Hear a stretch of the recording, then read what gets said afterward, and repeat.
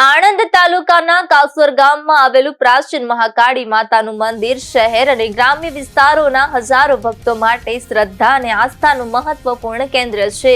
લોકવાયકા મુજબ આ મંદિરનો ઇતિહાસ ઘણો જૂનો છે અને માનવામાં આવે છે કે અહીં માતાજી સ્વયંભૂ પ્રગટ થયા હતા। આજે આ મંદિરનો 347મો પ્રાગટ્ય દિવસ ઉજવાયો છે। આ અવસરે ભક્તિભાવથી ભરપૂર કાર્યક્રમો યોજાયા, જેમાં આઠમનું હવન, આરતી, પ્રસાદ વિતરણ અને મહાપ્રસાદનો સમાવેશ થયો હતો। હજારો ભક્તોએ માતાજીના દર્શન કર્યા અને ભાવપૂર્વક પૂજા અર્ચના કરી।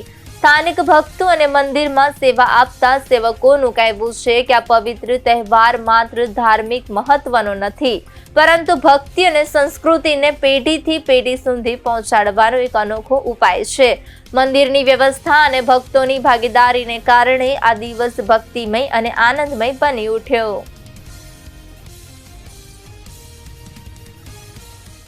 આણંદ જિલ્લાના કાસોર ગામ, ભાલેજની નજીકમાં આવેલું કાસોર ગામ, જ્યાં મહાકાળી માતાજીનું 347 વર્ષ એટલે કે અતિ પુરાણું ભવ્ય મંદિર છે।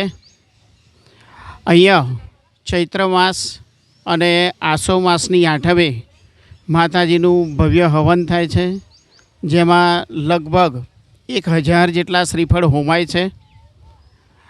ચાલુ વર્ષે 347મો પાટોત્સવ ચૈત્ર સુદ આઠમ એટલે કે તારીખ 26/3/2026ના રોજ ઉજવાઈ રહ્યો છે, ત્યારે લગભગ 10,000 માઈ ભક્તો માતાજીનો પ્રસાદ ભોજન ગ્રહણ કરશે।